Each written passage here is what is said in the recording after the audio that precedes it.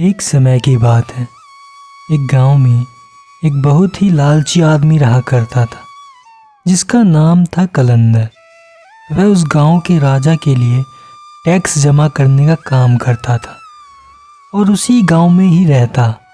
कलंदर जो चीज़ को चाहता उसे पाने के लिए लोगों से टैक्स लेने के नियमों को बदल देता और टैक्स के नाम पर उनसे जो चाहे वो हासिल कर लेता, जैसे उसकी बकरियां, बैल, फसल आदि।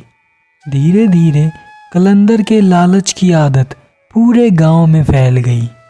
कलंदर के कारण सब लोग वहां पर रहने से डरते थे। उसके पड़ोसी गांव में रामू नाम का किसान रहता था। रामू का एक बेटा था, भीम, जो बहुत ही चालाक और बुद्धिमान था। रामू का परिवार गरीबी में जी रहा था, लेकिन रामू का एक सपना था कि उसका बेटा एक बहुत बड़ा आदमी बने। एक बार जब सब लोग बैठकर इधर उधर की बातें कर रहे थे तो भीम ने लालची कलंदर के बारे में सुना और निश्चय कर लिया, मैं किसी न किसी तरीके से इस लालची कलंदर को राजा से सज़ा ज़रूर दिलवाऊंगा। राजा को सिकंदर के इस लालची स्वभाव के बारे में पता नहीं, इसीलिए वह मुंह मांगे कर वसूल कर सबको सताता है। कलंदर एक बड़ा ही शातिर और चालाक आदमी था, इसीलिए भीम ने बहुत सोच समझकर एक योजना बनाई। अपने परिवार के सो के उठने से पहले वह अपने पिता के बगीचे में गया और वहाँ लगे एक छोटे से आम के पेड़ को निकाल लिया। भीम पेड़ लेकर जल्दी जल्दी कलंदर के गांव की तरफ निकल पड़ा। उसे किसी भी तरह से सुबह के समय ही अपनी योजना के अनुसार कलंदर के सामने पहुंचना था, वो भी तब जब वह लोगों से टैक्स वसूल कर रहा हो। ठीक समय पर भीम कलंदर के सामने पहुंच गया। उस समय कलंदर लोगों से टैक्स वसूल कर रहा था। सरकार, मेरा नाम भीम है। मैं भी इस गांव में आया हूँ। मुझे पता नहीं है कि इस गांव में एक गरीब को कितना टैक्स देना पड़ता है, क्योंकि मैं एक बहुत ही गरीब आदमी हूँ और मेरे पास देने के लिए पैसा भी नहीं है। कुछ ना कुछ तो तुम्हें देना ही होगा। तुम्हारे पास क्या है? सरकार, मेरे पास बस ये जादुई पेड़ है, इसके सिवा कुछ भी नहीं है मेरे पास। जादुई पेड़? इस पेड़ में ऐसा क्या है? अरे मालिक, ये बहुत ही कमाल का पेड़ है। जो भी इसके पत्तों को छूता है वह कई घंटों के लिए लोगों को दिखाई नहीं देता और वो पूरी तरह से लोगों के सामने गायब हो जाता है और वो सबको देख सकता है। लालची कलंदर को भीम की बातों पर भरोसा नहीं हुआ। तुम मुझे ऐसा करके दिखा सकते हो? क्यों नहीं, ज़रूर। भीम की बात सुनकर लालची कलंदर ने उसे ऊपर से नीचे तक देखा। अगर तुम यहाँ रहना चाहते हो तो तुम्हें अपना ये पेड़ देना होगा। मैं तुम्हें इस गांव में बिना कुछ दिए नहीं रहने दूंगा। इससे पहले भीम कुछ कहता, लालची कलंदर ने उसके हाथों से उसका पेड़ छीन लिया और दौड़ता हुआ अपने घर चला गया। घर जाकर उसने पेड़ की एक पत्ती तोड़ी और अपने माथे पर रख ली। वहीं पास में उसकी पत्नी बैठकर खाना पका रही थी। सुनो, क्या तुम मुझे देख सकती हो? पत्नी को कलंदर की बात सुनकर बहुत गुस्सा आया और वह बोली, क्यों नहीं देख सकती? क्या मैं तुमको अंधी नजर आती हूँ? अब कलंदर बड़ा परेशान हो गया। वह भागते हुए दूसरे कमरे में गया और उसने पेड़ की दूसरी पत्ती तोड़कर फिर अपने माथे पर लगाई। फिर वापस रसोई घर में आकर बोला, अब क्या तुम मुझे देख सकती हो? अब तो पत्नी को बहुत ज़्यादा गुस्सा आने लगा। ज़ोर से बोली, तुम्हारा दिमाग ठीक है? आखिर तुम कहना क्या चाहते हो? क्यों मैं तुम्हें देख नहीं पाऊंगी? तुम्हें लगता है कि मेरी आंखें खराब हो गई हैं?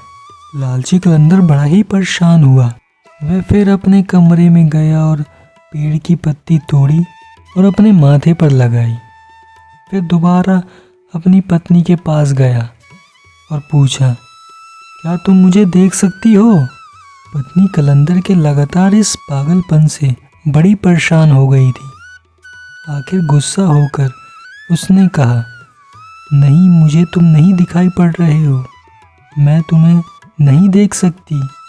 लालची कलंदर तो जैसे यही सुनना चाहता था, वह खुशी से पागल हो गया। उसने सोचा कि वह गांव में जाकर इस पेड़ के जादू को परखेगा। वह चौराहे पर खड़े होकर पेड़ की पत्तियां माथे पर लगाए विचित्र विचित्र प्रकार की हरकतें करने लगा, किंतु किसी गांव वाले ने कुछ भी नहीं कहा, क्योंकि वह उससे बात नहीं करना चाहते थे, क्योंकि उन्हें डर था कि कहीं हमसे टैक्स ना मांगने लगे। लेकिन गांव वालों की कुछ भी ना कहने से लालची कलंदर ने समझा कि वह पेड़ सच में जादुई पेड़ है। फिर उस दिन के बाद जो चीज़ पसंद आती वह उठाकर ले जाता। सब उसे ऐसा करते देखते, पर डर के मारे उसे मना नहीं करते। लेकिन वह लालची कलंदर ये समझता कि वह किसी को दिखाई नहीं देता, इसलिए कोई उसे कुछ नहीं कहता। एक दिन गांव को देखने के लिए राजा की शाही गाड़ी गुजरी। कलंदर ने देखा कि राजा की गाड़ी में बेशकीमती हीरे, जवाहरात आदि से सजी हुई थी। लालची कलंदर ने आदत के अनुसार पेड़ का पत्ता अपने माथे पर रखा और राजा की गाड़ी से हीरे और जवाहरात चुराने लगा। सरेआम उसकी ये हरकत देखकर राजा को बड़ा गुस्सा आया। उन्होंने चिल्ला के कहा, गिरफ्तार करो इसे। अब लालची कलंदर बड़ा परेशान हो गया। उसने कहा, महाराज, मुझे क्षमा करें, इसमें मेरी गलती नहीं है। एक गरीब आदमी ने मुझे ये जादुई पेड़ दिया था, जिसकी पत्तियां अपने सर पर रखकर मैं अदृश्य हो जाता था। लेकिन आज मुझे पता चला कि वह झूठ बोल रहा था, क्योंकि आपने मुझे देख लिया और मैं गायब नहीं हुआ। राजा को उसकी बात सुनकर बहुत गुस्सा आया।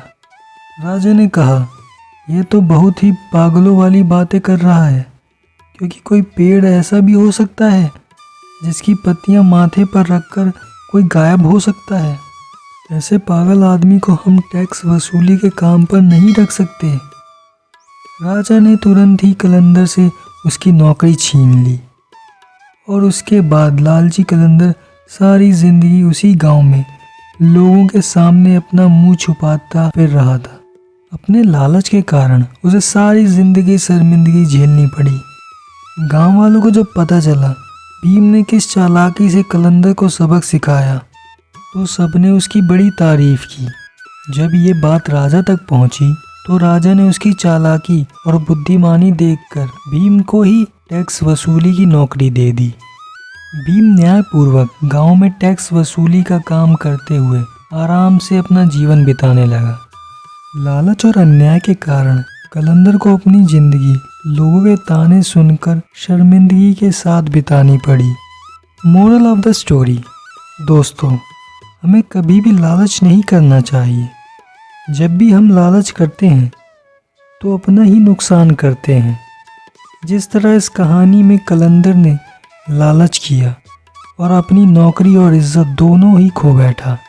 Thank you for watching this video. Like करें, सब्सक्राइब करें और हिट बेल आइकन दबाएं और इसे अपने दोस्तों में ज़रूर शेयर करें।